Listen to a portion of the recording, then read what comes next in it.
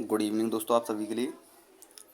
जैसा कि मैंने पिछली वीडियो में कहा था, तो दोस्तों उसी प्रकार हम आपके लिए अम्ल और क्षार से संबंधित महत्वपूर्ण प्रश्न लेकर आ चुके हैं। जो दोस्तों इसमें टोटल आपके 51 प्रश्न होंगे। तो चलिए दोस्तों शुरू करते हैं।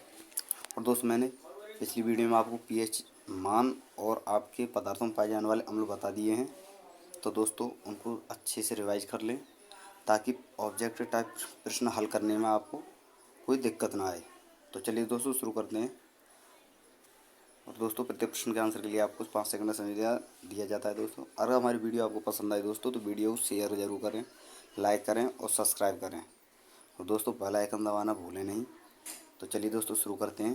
पहला प्रश्न है, अम्ल या क्षारक की प्रबलता की जाँच की जाती है पीएच स्केल से, लिटमस पेपर से, गंधीय सूचक से, इनमें से कोई नहीं। चलिए दोस्तों बताइए जल्दी से इसका आंसर क्या होगा। अम्ल या क्षारक की प्रबलता की जाँच की जाती है पीएच स्केल से, लिटमस पेपर से, गंधीय सूचक से।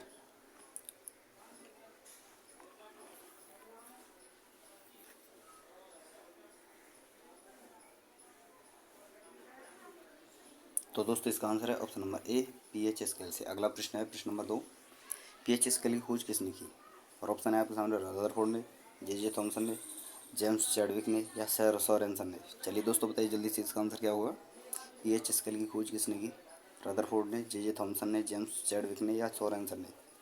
तो दोस्तों इसका आंसर है ऑप्शन नंबर डी, सोरेनसन ने। अगला प्रश्न है प्रश्न नंबर 3, अम्ल और क्षार के बीच की अभिक्रिया को किस प्रकार की अभिक्रिया कहते हैं। उदासीनीकरण अभिक्रिया, द्विविस्थापन अभिक्रिया, संयोजन अभिक्रिया और अवक्षेपण अभिक्रिया। चलिए दोस्तों जल्दी से बताइए इसका आंसर क्या होगा। अम्ल और क्षार के बीच होने वाली अभिक्रिया को क्या कहते हैं।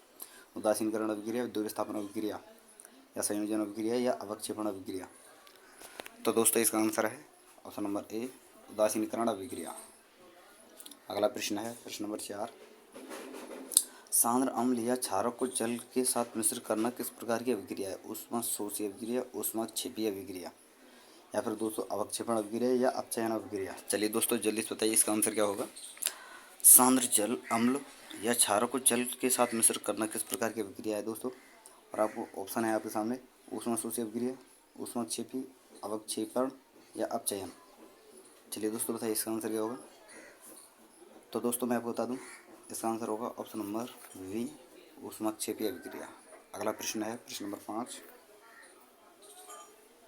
किसी अम्ल की धातु के साथ अभिक्रिया के फलस्वरूप कौन सी गैस निकलती है। Nitrogen gas, carbon dioxide gas, hydrogen gas या क्लोरीन गैस। चलिए दोस्तों जल्दी से बताइए, जब किसी अम्ल की धातु के साथ अभिक्रिया कराते हैं तो कौन सी गैस निकलती है दोस्तों। Nitrogen gas, carbon dioxide gas, hydrogen gas या क्लोरीन गैस। तो दोस्तों इसका आंसर है option number C, hydrogen gas. अगला प्रश्न है प्रश्न नंबर 6, जल में अम्लीय या क्षारीय विलयन चालन करते हैं आयन का, इलेक्ट्रॉन का, विद्युत का या इनमें से कोई नहीं। चलिए दोस्तों जल्दी से बताइए इसका आंसर क्या होगा।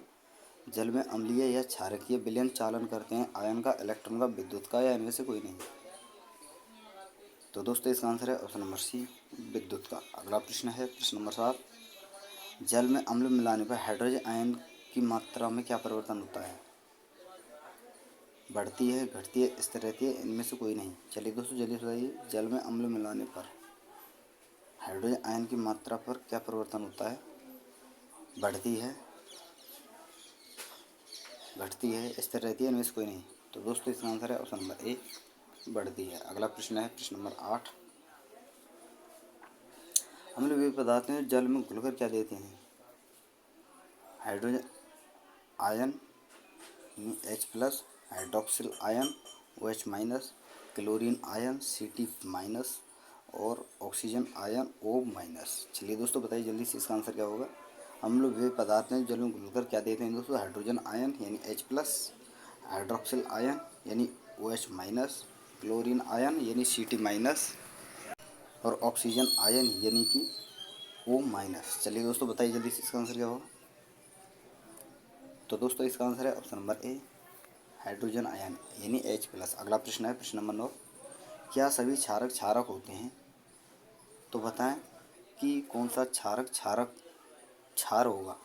चलिए दोस्तों बताइए जल्दी से इसका आंसर क्या है। और ऑप्शन है आपके सामने, जल में अघुलनशील क्षारक, जल में घुलनशील क्षारक, अम्ल में घुलनशील क्षारक, कार्बन डाइसल्फाइड में घुलनशील क्षारक।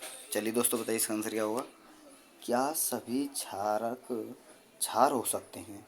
तो बताएं कौन सा क्षारक क्षार होगा। और आपके सामने ऑप्शन है दोस्तों, जल में अघुलनशील क्षारक, जल में घुलनशील क्षारक, अम्ल में घुलनशील क्षारक, या कार्बन डाइऑक्साइड में घुलनशील क्षारक। तो दोस्तों इसका आंसर है ऑप्शन नंबर ए, जल में अघुलनशील क्षारक। अगला प्रश्न है प्रश्न नंबर 10।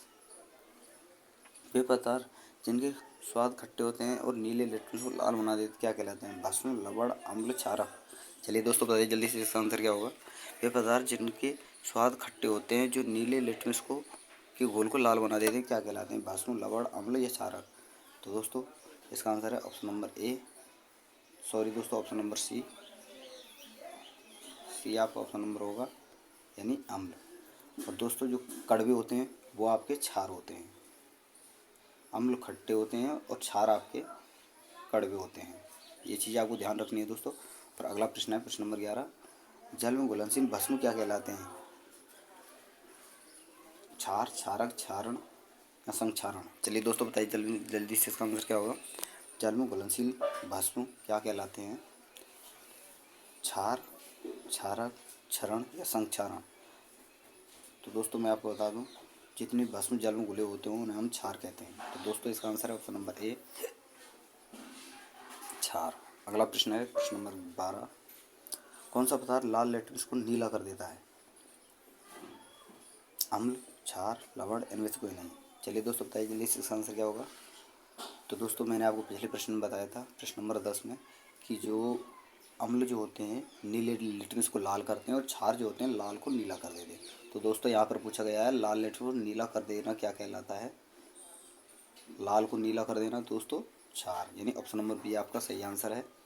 अगला प्रश्न है दोस्तों प्रश्न नंबर 13। पीएच स्केल में 7 से 0 तक घटता हुआ मान घोल की किस अम्लता को बतलाता है सॉरी दोस्तों बतलाता है? बढ़ती हुई, घटती हुई, ए और बी दोनों, इनमें से कोई नहीं। दोस्तों इसमें यह कहना चाहता है कि जब हम पीएच स्केल में 7 से और 0 की ओर जाते हैं तो अम्लता घटती है या बढ़ती है? तो दोस्तों मैं आपको बता दूं, हम 7 से जितना नीचे जाएंगे तो अम्लता बढ़ती जाएगी और 7 से ऊपर जाएंगे तो क्षारीयता बढ़ती जाती है। यानी कि दोस्तों 7 से नीचे जितना पीएच मान जिन पदार्थों का होता है वो अम्लीय होते हैं। 7 से ऊपर के मान, ऊपर जितने पदार्थ हैं उनका मान अगर 7 से अधिक है तो दोस्तों वो क्षारीय होते हैं और 7 पर उदासीन होते हैं। आपको ये चीज़ ध्यान रखनी है दोस्तों। तो दोस्तों यहाँ पर 7 से 0 की ओर इशारा कर रहा है तो दोस्तों यह बढ़ती है अम्लीयता यहाँ पर। तो ऑप्शन नंबर ए आपका सही आंसर होगा। अगला प्रश्न है प्रश्न नंबर 14।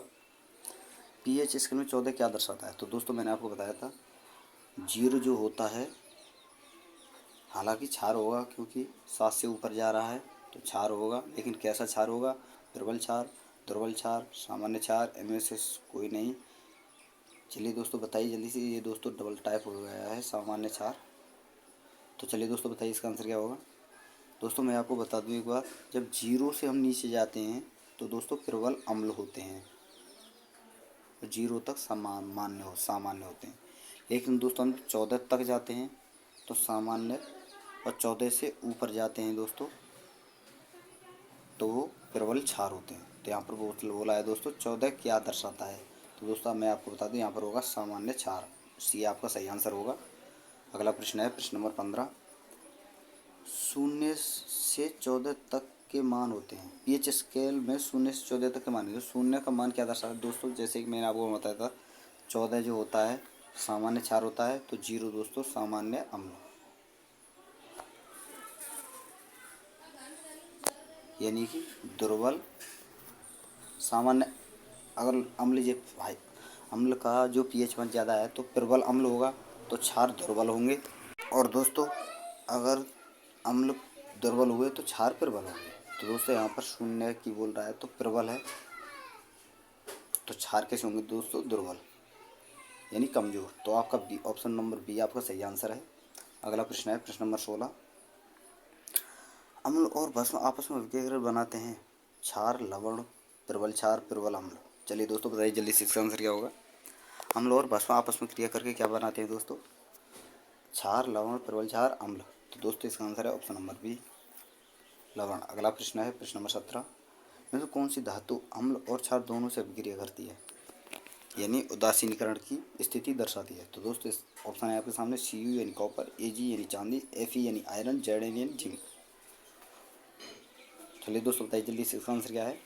कौन सी धातु अम्ल और क्षार दोनों की अभिक्रिया प्रदर्शित करती है दोस्तों। कॉपर, चांदी यानी Ag, Fe यानी आयरन, Zn यानी जिंक। तो दोस्तों इसका आंसर है ऑप्शन नंबर डी, Zn। और दोस्तों मैं आपको बता दूं, यानी कि एल्यूमिनियम और Zn, इनके जो ऑक्साइड जो होते हैं दोस्तों, यानी जैसे कि Al2O3 और ZnO3, जो इनके ये ऑक्साइड होते हैं दोस्तों, ये अवैधर्मी होते हैं। आपको ये ध्यान रखना है, ये कई बार एग्जाम में पूछा भी गया है दोस्तों, तो आपको ये चीज़ ध्यान रखनी है। अगला प्रश्न है प्रश्न नंबर 18, अपच की स्थिति में उदर अत्यधिक मात्रा में अम्ल उत्पन्न करता है, जिससे उदर में दर्द जलन उत्पन्न होता है। इसका उपचार किस दुर्बल क्षारक से किया जाता है। और दोस्तों आपके सामने ऑप्शन है NaOH से, KOH से, MgOH का होल्टोएज से या कैल्शियम OH का होल्टोएज से। चलिए दोस्तों बताइए जल्दी से इसका आंसर क्या होगा। बताइए दोस्तों, अपच की स्थिति में उदर अत्यधिक मात्रा में अम्ल उत्पन्न करता है, जिससे उदर में दर्द एवं जलन उत्पन्न होता है। इसका उपचार किस दुर्बल क्षारक से किया जाता है। दोस्तों आपको यहाँ पर आपको एक चीज़ ध्यान रखनी है, दुर्बल क्षारक बोल रहा है तो ये समझ लेना ये सभी अम्लीय हैं। मैंने आपको बताया दोस्तों पिछले प्रश्न में, जो चीज़ जितनी प्रबल अम्लीय होगी वह चीज़ उतनी ही दुर्बल क्षारीय होगी। तो दोस्तों ये सभी अम्लीय हैं, यानी sodium hydroxide, potassium hydroxide, magnesium hydroxide, calcium hydroxide. तो चलिए दोस्तों बताइए इसका आंसर क्या होगा। तो दोस्तों मैं आपको बता दूं, ऑप्शन नंबर सी आपका सही आंसर होगा, मैग्नीशियम हाइड्रोक्साइड। अगला प्रश्न है प्रश्न नंबर 19 दोस्तों, एक बिलियन पीएच पेपर को लाल बना देता है। बिलियन का पीएच निम्न से हो सकता है 1 से 2, 5 से 7, 8 से 10 और 12 से 7। चलिए दोस्तों बताइए इसका आंसर क्या होगा। तो दोस्तों मैं आपको बता दूं, लाल जो लाल बनाता है वो दोस्तों अम्ल होता है। आपको ये चीज़ बता दी है मैंने पहले ही दोस्तों। और दोस्तों यहाँ पर अम्लीयता कौन दर्शाता है दोस्तों, यहाँ पर सबसे ज़्यादा 1 से 2 तक का जो पीएच मान होता है वो सबसे ज़्यादा अम्लीय होता है। तो दोस्तों आपका ऑप्शन नंबर ए सही आंसर होगा, 1 से 2। अगला प्रश्न है प्रश्न नंबर 20, इनसे कौन संश्लेषित सूचक है। मेथिल ऑरेंज, हल्दी, लिटमस पत्र या पत्ता गोभी। चलिए दोस्तों बताइए इसका आंसर क्या होगा। दोस्तों संश्लेषित सूचक वो होते हैं जो लेबोरेटरी में बनाए जाते हैं। तो दोस्तों आपको ध्यान रखना है, हल्दी, लिटमस पत्र और पत्ता गोभी ये आपके प्राकृतिक सूचक हैं, जबकि मिथाइल ऑरेंज संश्लेषित सूचक है जो कि लेबोरेटरी में बनाया गया है। तो दोस्तों ये आपका सही आंसर होगा। अगला प्रश्न है प्रश्न नंबर 21, लिटमस बिलियन बैंगनी रंग का रंजक होता है जो निकाला जाता है गुलाब के पौधे से, लाइकेन के पौधे से, मेहंदी के पौधे से या घास के पौधे से। चलिए दोस्तों बताइए इसका आंसर क्या होगा। लिटमस बिलियन बैंगनी रंग का रंजक होता है जो निकाला जाता है गुलाब के रंग पौधे से, लाइकेन के पौधे से, मेहंदी के पौधे से या घास के पौधे से। तो दोस्तों इसका आंसर है ऑप्शन नंबर बी, लाइकेन के पौधे से। अगला प्रश्न है प्रश्न नंबर 22, प्रबल क्षारक और दुर्बल अम्ल से बने लवण का पीएच मान क्या होगा। 7 से अधिक, 7 से कम, 10 से 12 के बीच में, 12 से 14 के बीच में। तो दोस्तों यहाँ पर ये दुर्बल क्षार है, दुर्बल अम्ल है, प्रबल क्षार है, तो पीएच मान 7 से अधिक होगा, जो कि आपका ए ऑप्शन सही होगा। अगला प्रश्न है प्रश्न नंबर 23, प्रबल अम्ल और प्रबल क्षार से बने लवण के पीएच मान क्या होते हैं। 7, 14, 6 या 10। चलिए दोस्तों बताइए जल्दी से इसका आंसर क्या होगा। प्रबल अम्ल और प्रबल क्षार से बने लवण के पीएच क्या होते हैं। 7, 14, 6 या 10। तो दोस्तों मैंने आपको बताया था प्रबल अम्ल और प्रबल क्षार मिलकर जो लवण बनाते हैं वह उदासीन होता है दोस्तों। तो यहाँ पर उदासीन का पीएच जो होता है वो 207 होता है।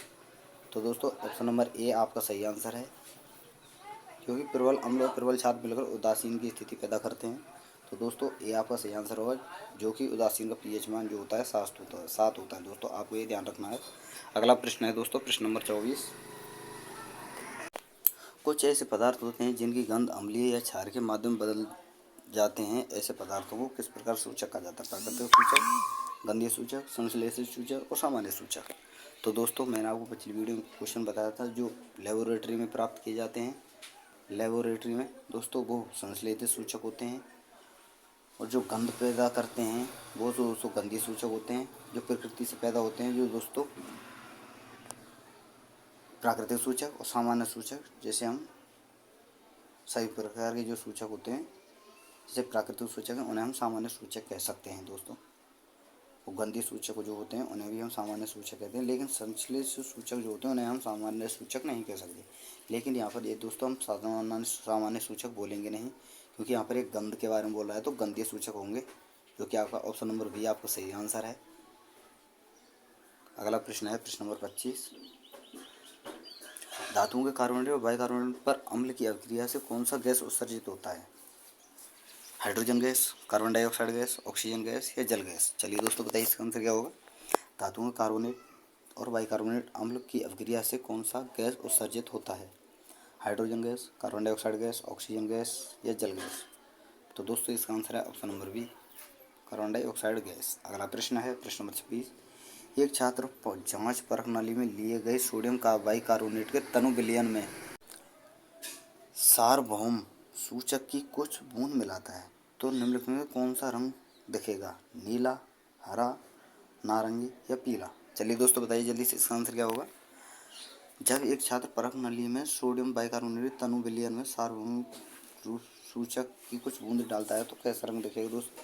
नीला, हरा, नारंगी या पीला। तो दोस्तों इसका आंसर है ऑप्शन नंबर डी, पीला। अगला प्रश्न है प्रश्न नंबर 27। वैसे लवण जो भस्म से अपूर्ण उदासीनीकरण से बनते हैं, भस्मी लवण, सामान्य लवण, अम्लीय लवण, इनमें से कोई नहीं। चलिए दोस्तों बताइए इसका आंसर क्या होगा। वैसे लवण जो भस्म के अपूर्ण उदासीनीकरण से बनते हैं क्या कहलाते हैं दोस्तों? भस्मी लवण, सामान्य लवण, अम्लीय लवण, इनमें से कोई नहीं। तो दोस्तों भस्म से बनते हैं, भस्म के अपूर्ण उदासीनीकरण से बनते हैं तो दोस्तों वे आपके भस्मी लवण कहलाएंगे, यानी ऑप्शन नंबर ए आपका सही आंसर है। अगला प्रश्न है प्रश्न नंबर 28। वे सभी पदार्थ भस्म कहे जाते हैं जल में घुलकर किस प्रकार के आयन देते हैं दोस्तों? हाइड्रोक्सिल आयन यानी OH minus, hydrogen ion H plus, hydronium ion यानी H3O प्लस, या इनमें से कोई नहीं। चलिए दोस्तों बताइए इसका आंसर क्या होगा। वे सभी पदार्थ भस्म कहे जाते हैं जल में घुलकर किस प्रकार आयन देते हैं दोस्तों? Hydroxyl ion, hydrogen ion, hydronium ion, इनमें से कोई नहीं।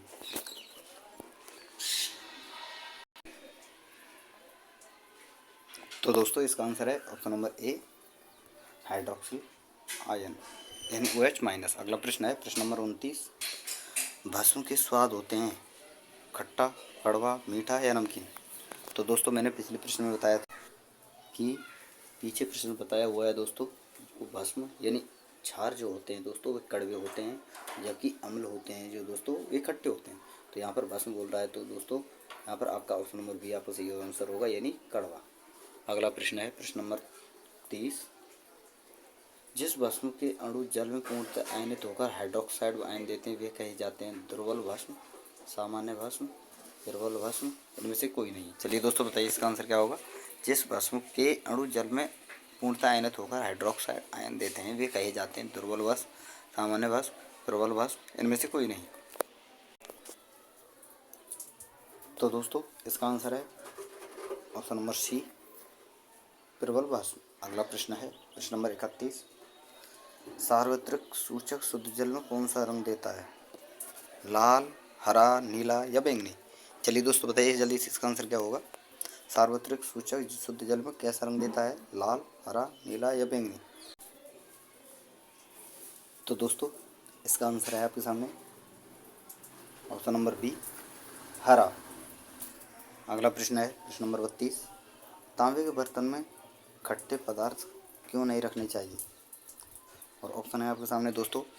तांबा खाद्य पदार्थ दूषित कर देता है, खट्टे पदार्थों में अम्ल होते हैं जो तांबे से अभिक्रिया कर पदार्थ को दूषित कर देते हैं, तांबा जीवाणुओं को नष्ट कर देता है, या इनमें से कोई नहीं। चलिए दोस्तों बताइए जल्दी से इसका आंसर क्या होगा। तांबे के बर्तन में खट्टे पदार्थ क्यों नहीं रखने चाहिए? तांबा खाद्य पदार्थों को दूषित कर देता है। खट्टे पदार्थों में अम्ल होते हैं जो तांबे से अभिक्रिया करके दूषित कर देते हैं। या तांबा जीवाणु को नष्ट कर देता है, या इनमें से कोई नहीं। तो दोस्तों ऑप्शन नंबर बी आपका सही आंसर होगा। खट्टे पदार्थों में अम्ल होते हैं जो तांबे से अभिक्रिया कर पदार्थों को दूषित कर देते हैं।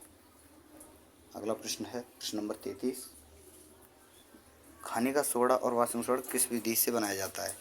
क्लोर अल्कली विधि से, अमोनियम सोडा विधि से, या ए बी दोनों, या इनमें से कोई नहीं। चलिए दोस्तों बताइए जल्दी से इसका आंसर क्या होगा। चलिए दोस्तों जल्दी से बताइए इसका आंसर क्या होगा। खाने का सोडा और वाशिंग सोडा किस विधि से बनाए जाते हैं? क्लोर अल्कली विधि से, अमोनियम सोडा विधि से, ए और बी दोनों से, इनमें से कोई नहीं। तो दोस्तों इसका आंसर है option number B, ammonium soda विधि से। अगला प्रश्न है प्रश्न नंबर 34। नेटल एक शाकीय पादप पदार्थ है। इसके छू जाने पर डंक जैसा दर्द महसूस होता है। इस दर्द का उपचार किस पौधे की पत्ती डंक वाले स्थान पर रगड़ किया जाता है? लहसुन की पत्ती, गेंदा फूल की पत्ती, डॉक पौधे की पत्ती, या नीम की पत्ती। चलिए दोस्तों बताइए जल्दी इसका आंसर क्या होगा। नेटल पादप के छूने से जो डंक जैसा दर्द महसूस होता है उसे हम किस पौधे की पत्तियाँ रगड़ कर सही कर सकते हैं दोस्तों? और ऑप्शन है आपके सामने लहसुन की पत्ती, गेंदा फूल की पत्ती, डॉक पौधे की पत्ती, और नीम की पत्ती। तो दोस्तों मैं आपको बता दूं इसका आंसर है ऑप्शन नंबर सी, डॉक पौधे की पत्ती। अगला प्रश्न है प्रश्न नंबर 35। अपच का उपचार करने के लिए निम्न में किस औषधि का उपयोग किया जाता है? एंटीबायोटिक, एनाल्जेसिक, एंटासिड, या एंटीसेप्टिक। चलिए दोस्तों बताइए जल्दी इसका आंसर क्या होगा। अपच का उपचार करने के लिए निम्न में किस प्रकार की औषधि का उपयोग किया जाता है? एंटीबायोटिक, एनाल्जेसिक, एंटासिड, या एंटीसेप्टिक। तो दोस्तों इसका आंसर है ऑप्शन नंबर सी, एंटासिड। अगला प्रश्न है प्रश्न नंबर 36। निम्न में से कौन सा पदार्थ लाल लिटमस को नीला बना देता है? शुष्क HCl गैस, अमोनिया का घोल, नाइट्रिक अम्ल, या सोडा वाटर। चलिए दोस्तों बताइए जल्दी इसका आंसर क्या होगा। कौन सा पदार्थ लाल लिटमस को नीला बना देता है?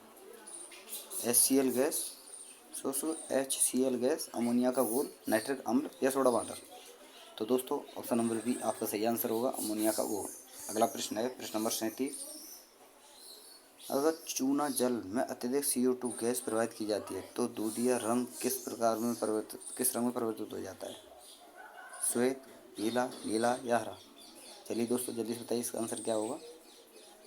अगर चूना जल में अत्यधिक CO2 गैस प्रवाहित की जाती है तो दूधिया रंग किस रंग में परिवर्तित हो जाता है? श्वेत रंग में, पीले रंग में, नीले रंग में, या हरे रंग में।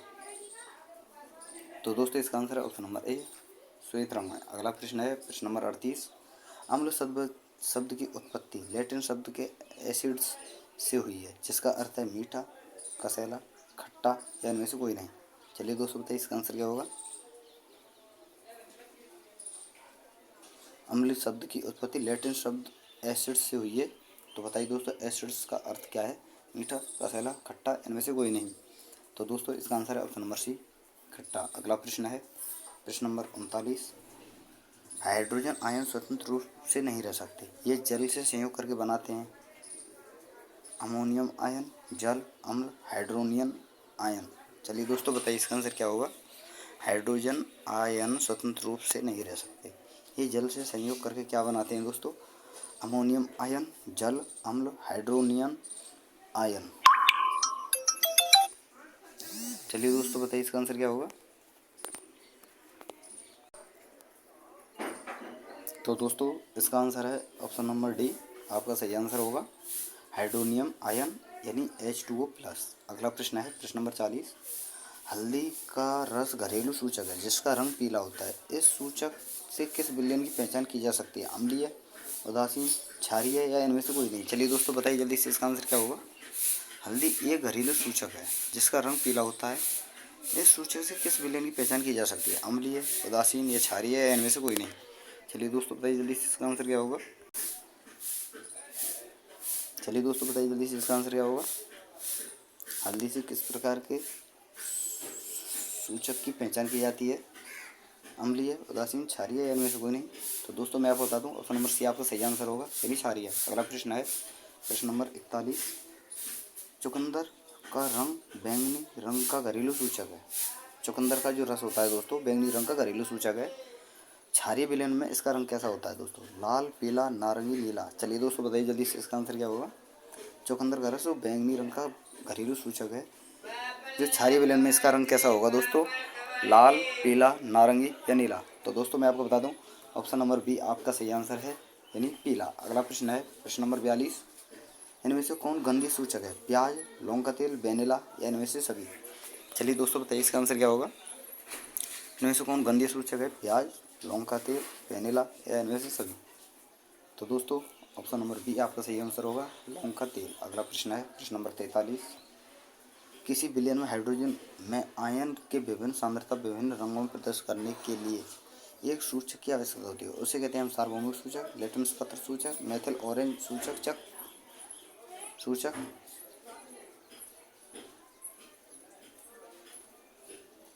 और दोस्तों एनेक्थोलिन सूचक। चलिए दोस्तों बताइए जल्दी से, इसका आंसर क्या होगा? किसी विलयन में हाइड्रोजन में आयन से विभिन्न सांद्रता विभिन्न रंगों में प्रदर्शित करने के लिए एक सूचक की आवश्यकता होती है। उसे हम क्या कहते हैं दोस्तों? सार्वभौमिक सूचक, लिटमस पत्र सूचक, मेथिल ऑरेंज सूचक या फेनेक्थोलिन सूचक। तो दोस्तों मैं आपको बता दूं, ऑप्शन नंबर ए आपका सही आंसर होगा, यानी सार्वभौमिक सूचक। अगला प्रश्न है प्रश्न नंबर 44।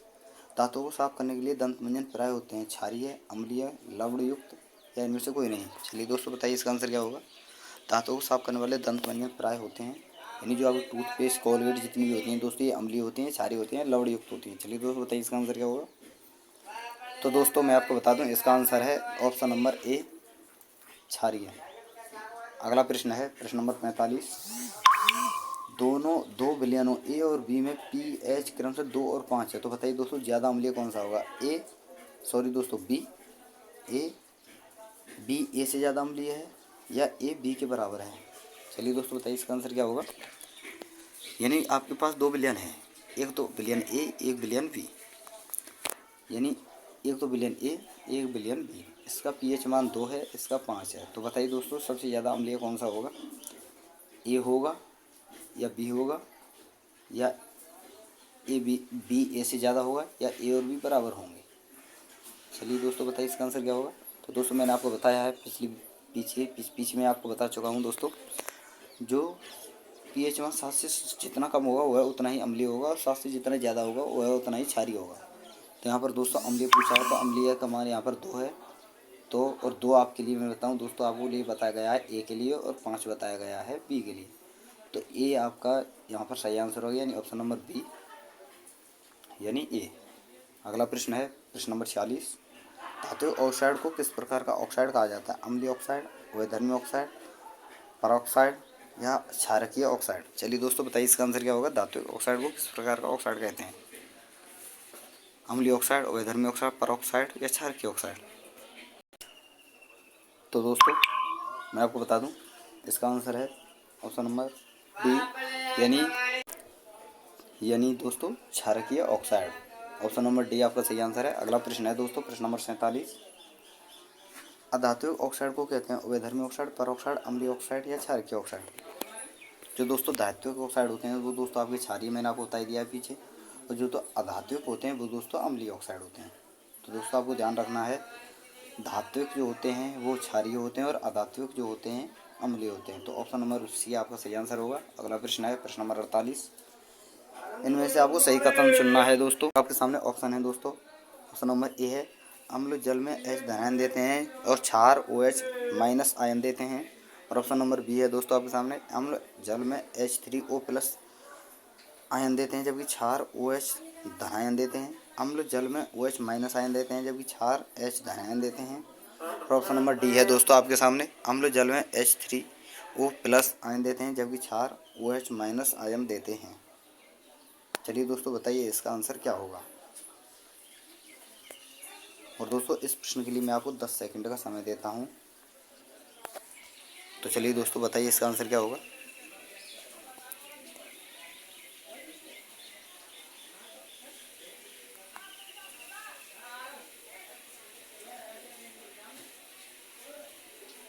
तो दोस्तों इसका आंसर होगा ऑप्शन नंबर डी, जल में H3O प्लस आयन देते हैं जबकि क्षार OH माइनस आयन देते हैं। तो दोस्तों यह आपको ध्यान रखना है, यह कथन एकदम सही है, बाकी सभी गलत हैं। अगला प्रश्न है प्रश्न नंबर 49। कुछ फूलों की रंगीन पंखुड़ियाँ किसी विलयन में अम्ल एवं क्षारक की उपस्थिति सूचित करते हैं, उपस्थिति को सूचित करते हैं। इन्हें हम किस प्रकार का सूचक कह सकते हैं दोस्तों? लवण सूचक, अम्ल सूचक, अम्ल क्षारक सूचक या क्षारक सूचक। चलिए दोस्तों बताइए जल्दी से इसका आंसर क्या होगा। तो दोस्तों मैं आपको बता दूं, यहाँ पर अम्ल हमेशा आपको ध्यान रखना है कि ये जितने भी पदार्थ होते हैं जिनसे हम पहचान करते हैं अम्ल की क्षार की, तो खासकर जितने फूल होते हैं उनकी पंखुड़ियाँ हमेशा अम्ल और क्षार का सूचक होती हैं। तो दोस्तों आपको ध्यान रखना, हमेशा अम्ल क्षार की उपस्थिति की जानकारी देती हैं हमें। तो दोस्तों ऑप्शन नंबर सी आपका सही आंसर होगा, अम्ल और क्षार सूचक। अगला प्रश्न है प्रश्न नंबर 50। कॉपर ऑक्साइड पर हाइड्रोक्लोरिक अम्ल डालकर बीकर को धीरे धीरे लाया जाता है। कॉपर ऑक्साइड नीले हरित रंग का हो जाता है। यह किस यौगिक लवण से बनने से हुआ है?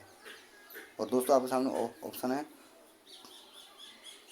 Cu copper oxide, copper chloride, copper chloride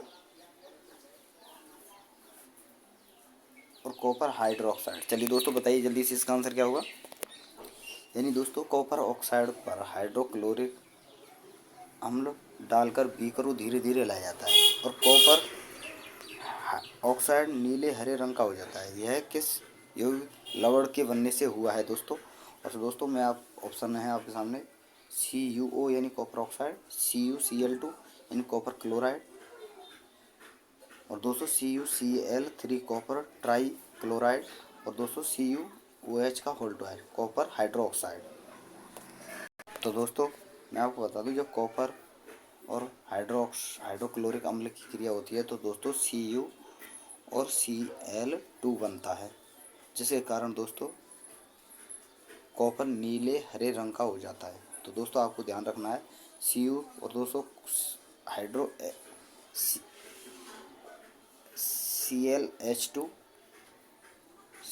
दोस्तों H2O की जब क्रिया कॉपर से करवाते हैं दोस्तों CuCl2 बनता है, जिसे हम कॉपर क्लोराइड कहते हैं दोस्तों, जिसकी वजह से जो दोस्तों अम्ल होता है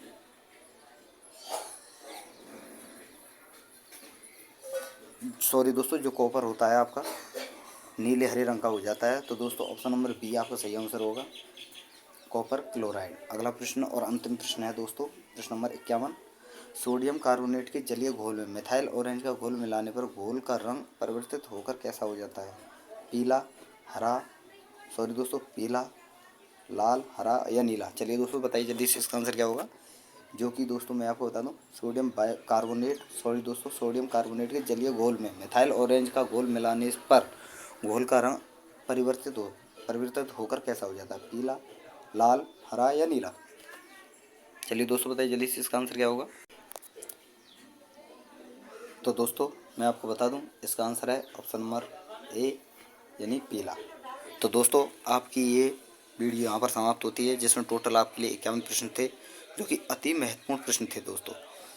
और दोस्तों आप हमारी इन वीडियो को मैं आपको बता दूं जितना रिवाइज करोगे उतना ही आपके लिए अच्छा होगा दोस्तों, क्योंकि आपकी साइंस जो होती है दोस्तों और मैथ जो होती है आप उसे जितना रिवाइज करते हैं या फिर दोस्तों कोई भी सब्जेक्ट हो आप जैसे जितना रिवाइज करते हैं दोस्तों वो आपके लिए उतना ही बेहतर होती है दोस्तों। तो दोस्तों अगर हमारी वीडियो आपको पसंद आई हो तो दोस्तों वीडियो को शेयर करें, लाइक करें और सब्सक्राइब करें और दोस्तों बेल आइकन दबाना ना भूलें। तो थैंक यू दोस्तों, फिर मिलते हैं इसी प्रकार की अगली वीडियो के साथ। धन्यवाद।